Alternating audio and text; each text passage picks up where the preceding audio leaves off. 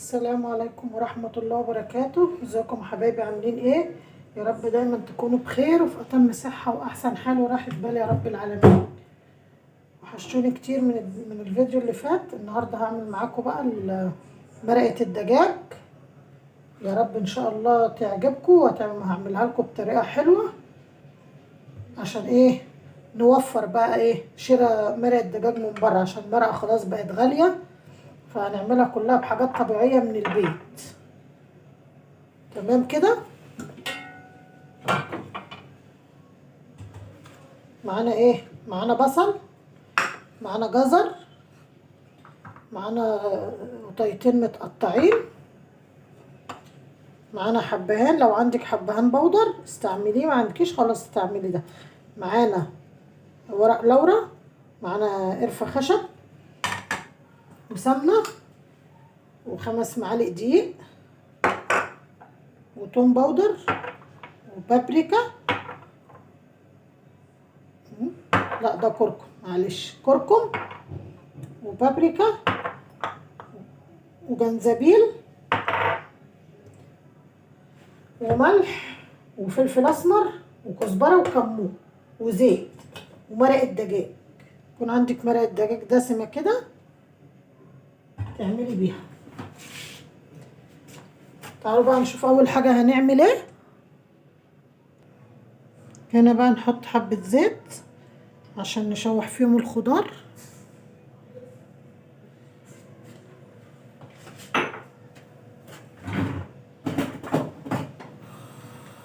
خلي الزيت بس يسخن معانا حلو عشان ننزل بيه ايه، ننزل بيه بالخضار.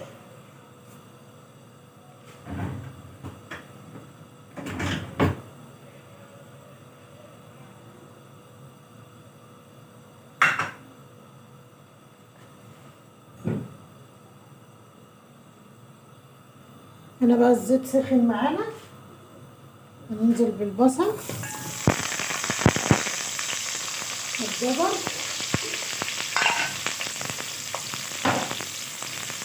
وهنا في كرفس، بس انا كنت ناسيه اجيبه واحط معاه كرفس. لو ما عندكيش كرفس حطي بقدونس، بس هو الكرفس بيخلي الحاجه ايه ريحتها حلوه.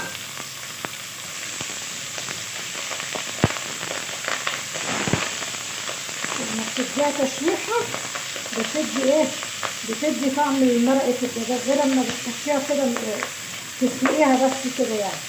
ممكن تحطيهم على بعض وتحطي عليهم الشوربه وتسلقيهم في قلب بعضهم، لكن التشويحه دي كده بتدينا ايه، بتدينا طعم وريحه. طبعا البصل مع الجزر مع الكرفس ما اقولكوش بقى على الريحه.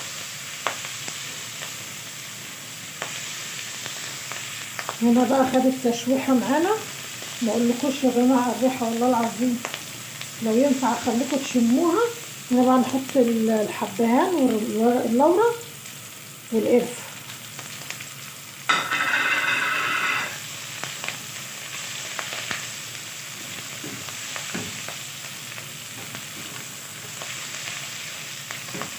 طماطم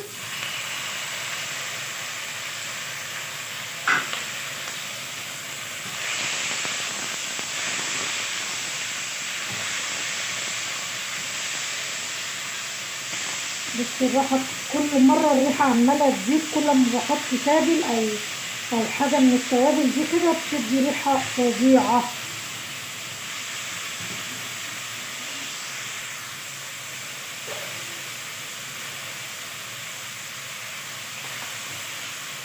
نحط بقى معلقه ايه، معلقه صغيره كمون،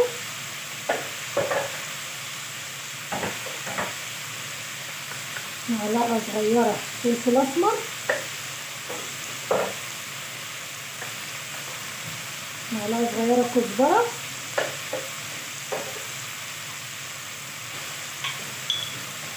معلقه صغيره بابريكا،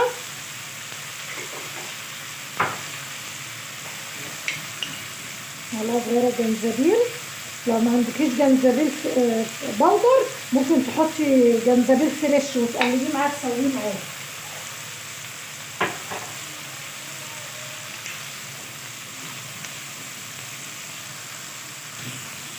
معلقة توم،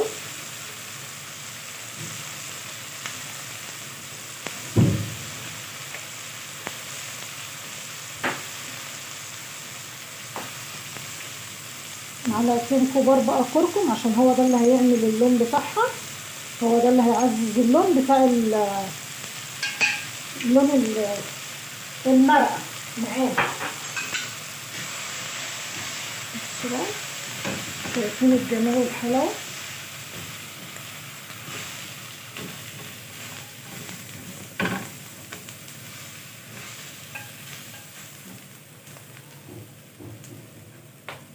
ننزل بقى بالشوربة او المرقة اللي عندكم، لتر مرقة معانا.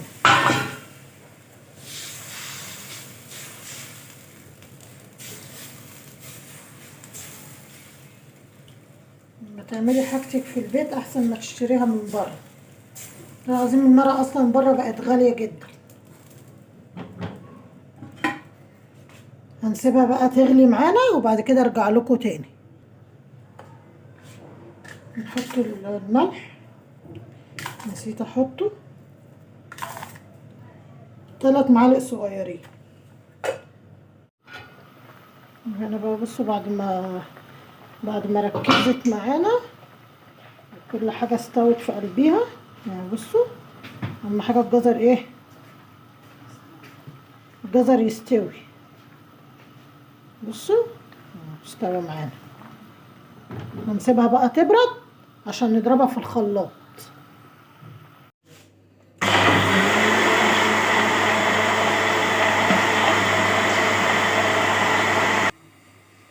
هنا بقى بعد ما ضربناه في الخلاط كده ضربة حلوة،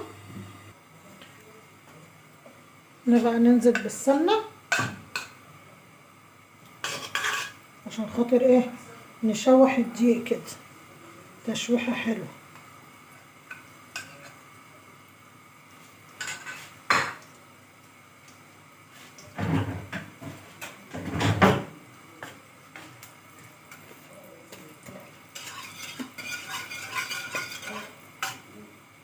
دي بقى سمنة بلدي، لما تعمليها بسمنة بلدي هتدي طبعا ريحة وطعم في الأكل،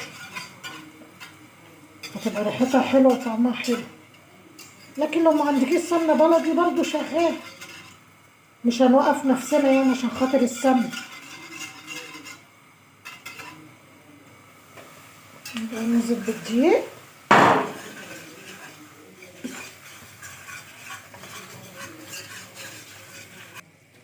هنا بقى شوحنا الدقيق وهننزل بقى بايه، بالمرقة بتاعتنا كأنك بتعملي بشاميل بالظبط.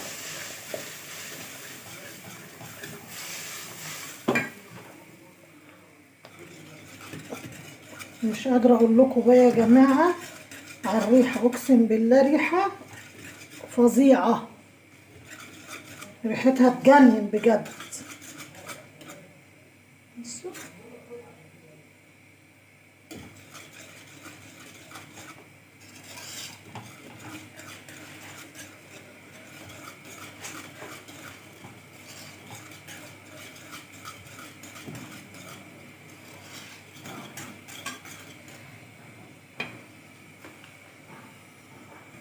بصوا هنا كده بقى مش هنسيبها تتقل، عشان ايه،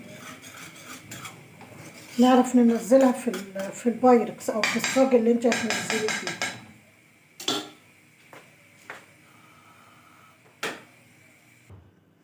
هنا بقى نجيب البايركس نحط فيه حبة زيت، ندهنه دهنة خفيفة كده بس حاجة بسيطة يعني لا تذكر.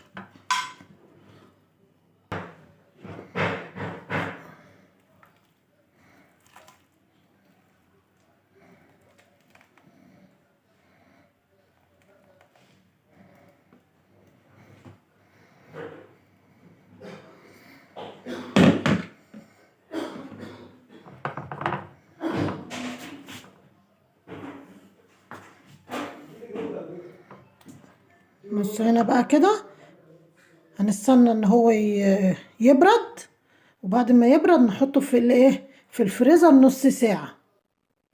هفضي الحبة التانيين بقى في بايركس تاني. بصوا هنا بقى بعد ما خلصت وحطيناها في الفريزر.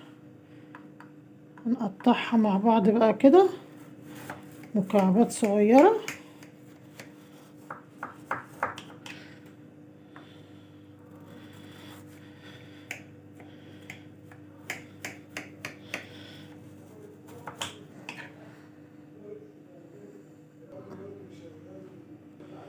بصوا هنا بقى بعد ما خلصتها وقطعتها، طبعا الشكل يتحدث عن نفسه واللون يتحدث عن نفسه. تعملي حاجتك في بيتك ضامنة نظافتك، نظافتها، وضامنة كل حاجة فيها نظافتها، وضامنة كل حاجة فيها. بصوا الجمال وبصوا الحلاوة، مفيش احلى من كده ولا اطعم من كده. تعملي بيها كل اكلك وكل حاجة انت عايزة تعمليها،